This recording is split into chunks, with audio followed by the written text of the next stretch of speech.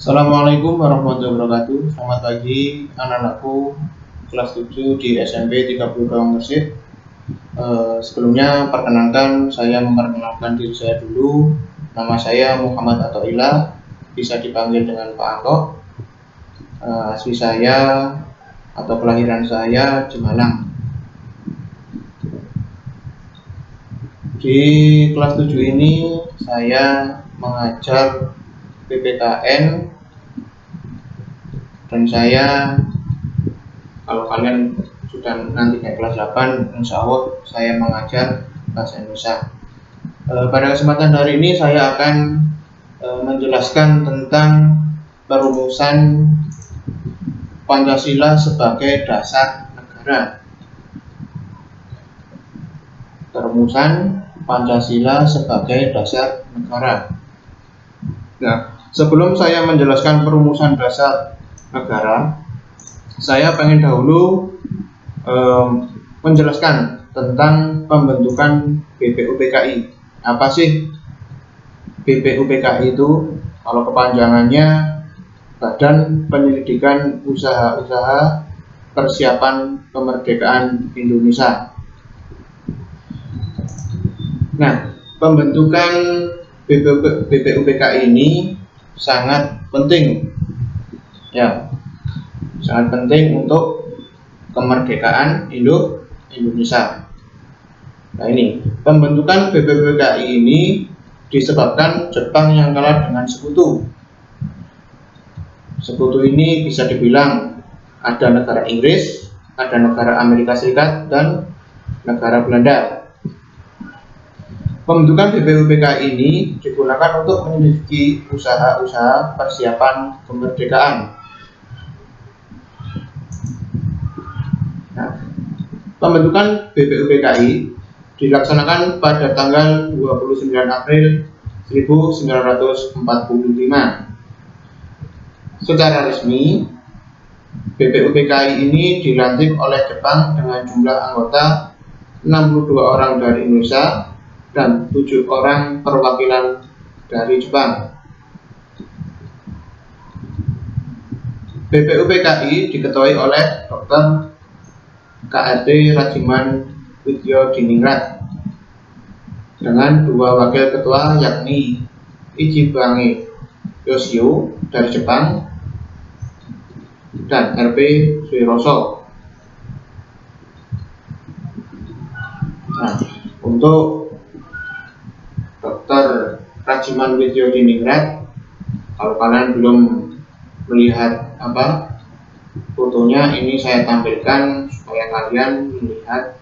Oh ya, ini yang dinamakan Dr. Rajiman Widyodiningrat. Ini adalah ketua pertama BPUPKI. Ya.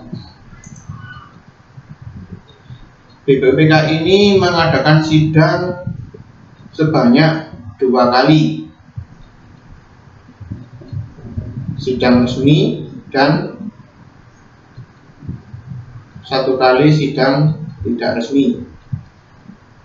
Sedangkan sidang resmi pertama dilaksanakan pada 29 Mei sampai 1 Juni 1945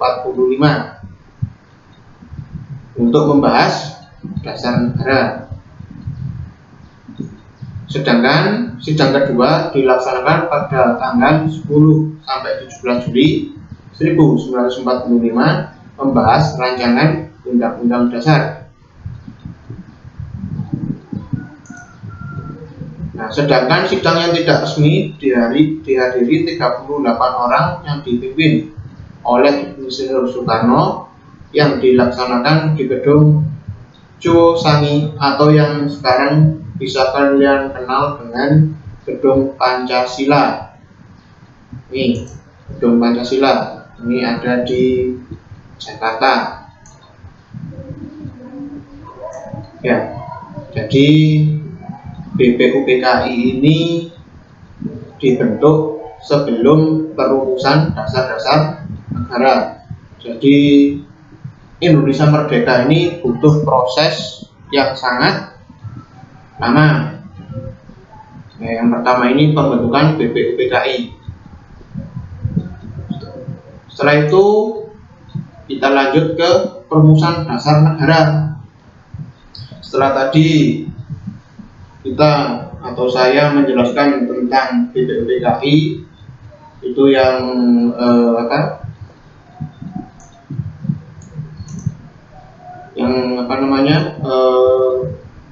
menyelidiki usaha-usaha persiapan kemerdekaan.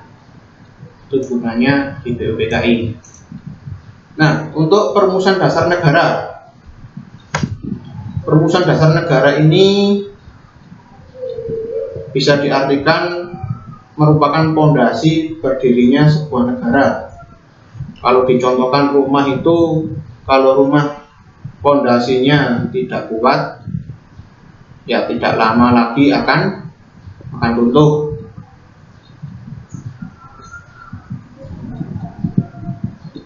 Selanjutnya, Ketua BPUPKI Dr. Rajiman Widyonegara pada pidato awal sidang pertama menyatakan bahwa untuk mendirikan Indonesia merdeka diperlukan suatu dasar negara.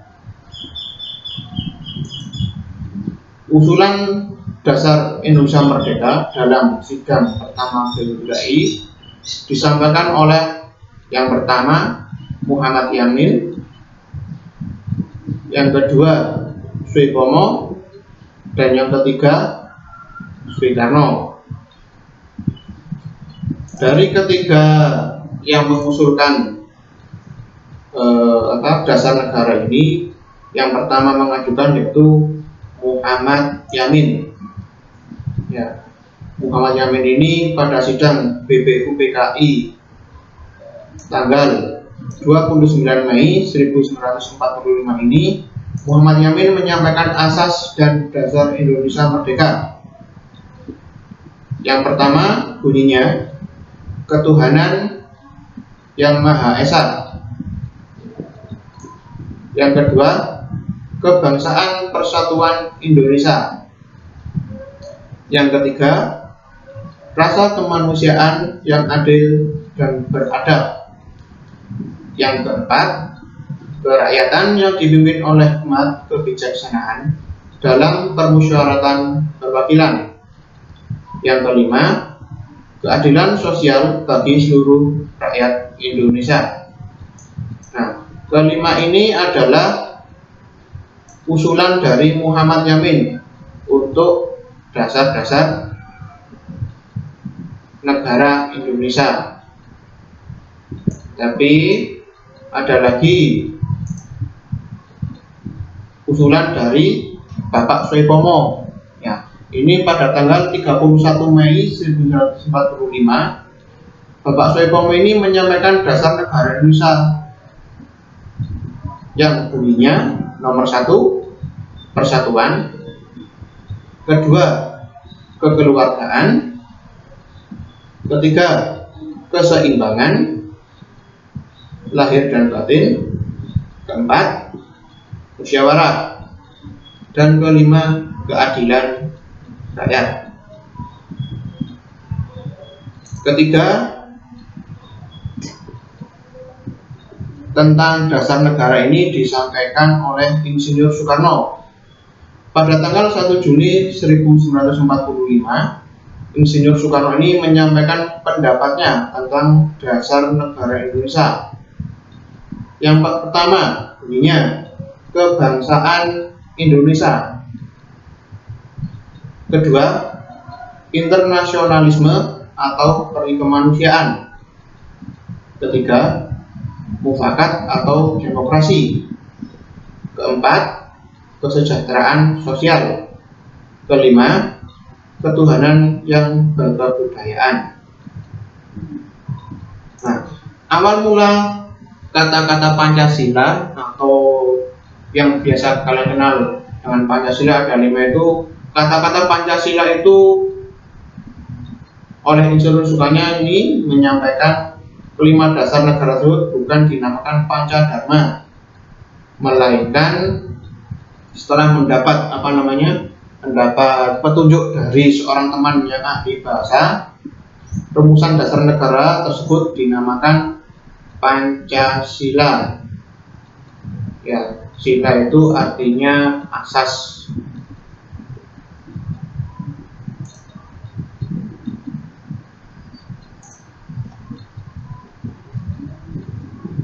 Nah, pada akhir sidang pertama, Ketua BPUPKI membentuk panitia kecil untuk mengumpulkan usulan para anggota untuk dibahas pada sidang berikutnya.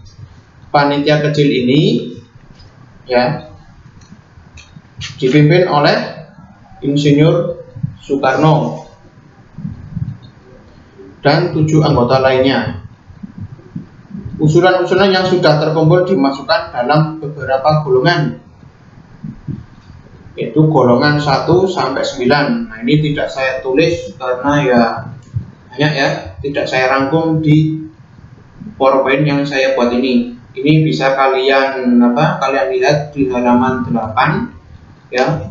Di halaman 8 PPKN yang warnanya merah ini ya. Di halaman 8 kalian buka, itu pada alinea keempat itu ada 1 sampai 9 golongan yang dituliskan. Nah, selanjutnya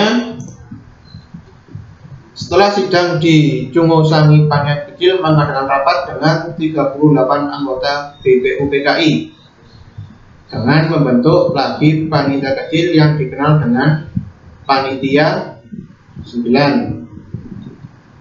Panitia 9 ini kalau kalian bisa lihat di buku kalian ya, misalkan kalau kalian sudah membuka buku kalian, bisa dilihat di halaman 9 itu ada panitia 9 juga ada foto-fotonya termasuk Insinyur Soekarno. Kemudian panitia 9 ini mengadakan rapat di rumah Insinyur Soekarno. Setelah itu pada tanggal 22 Juli 1945, panitia 9 mencapai satu persetujuan dan kesepakatan tentang rancangan pembukaan hukum dasar, yakni UUD atau Undang-Undang Dasar. Rancangan pembukaan hukum dasar ini oleh Insinyur Soekarno diberi nama Mukadimah, oleh Muhammad Yasin diberi nama Piagam Jakarta, dan oleh Sukiman Wirjosatjojo disebut Gentleman Agreement. Setelah itu, naskah Mukadimah ini memiliki kesamaan dengan pembukaan UUD 1945. Setelah naskah Mukadimah ini ditandatangani panitia 9 ya, pada tanggal 14 Juli 1945, Mukadimah ini disepakati oleh BPUPKI. Nah, dalam alinea keempat terdapat rumusan dasar negara, yakni yang pertama, ketuhanan dengan kewajiban menjalankan syariat Islam bagi pemeluk-pemeluknya. Kedua, kemanusiaan yang adil dan beradab. Ketiga, persatuan Indonesia.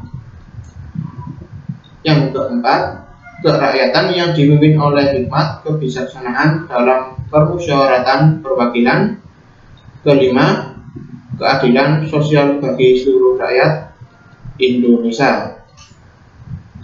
Nah, ini setelah tadi dari 3, mulai dari Insinyur Soekarno, terus ada lagi Muhammad Yamin dan Supomo, ini sudah disetujui. Ini ada 5 ini ya, ada 5 dasar negara kita. Tapi di sini ada permasalahan.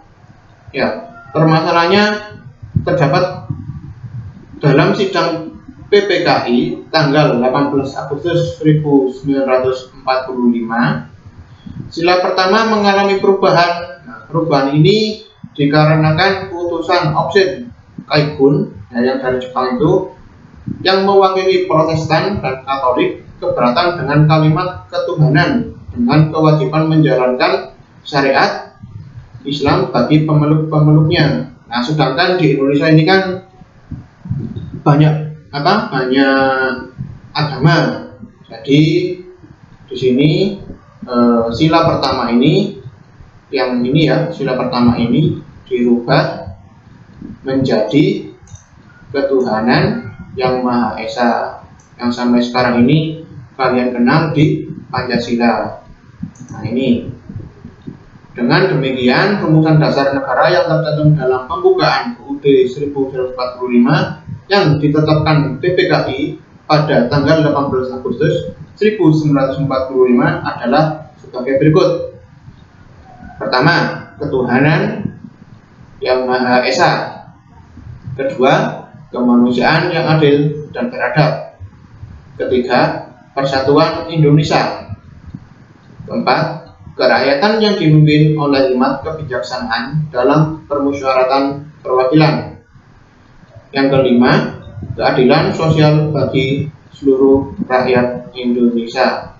Nah, atau yang sekarang bisa kalian kenal dengan dasar negara kita, Pancasila. Mulai dari ketuhanan yang Maha Esa, kemanusiaan yang adil dan beradab, persatuan Indonesia, kerakyatan yang dipimpin oleh hikmat kebijaksanaan dalam permusyawaratan perwakilan, dan yang terakhir, keadilan sosial bagi seluruh rakyat Indonesia. Nah, anak-anakku sekalian, pertemuan kali ini saya cukup di sini ya. Nanti bisa kalian pelajari atau bisa kalian ringkas kembali supaya kalian lebih mengerti lagi. Lebih-lebih kalian bisa membaca buku PKI-nya ya, supaya lebih jelas. Nah, karena yang saya tayangkan atau yang saya ucapkan tadi itu hanya ringkasan-ringkasan yang ada di buku. Jadi untuk lebih jelasnya kalian bisa membacanya sendiri. Di sini juga banyak tokoh-tokoh pahlawan yang diperkenalkan melalui foto-fotonya ya. Untuk tugasnya kali ini ya, tugasnya kalian hanya membaca halaman 1 sampai halaman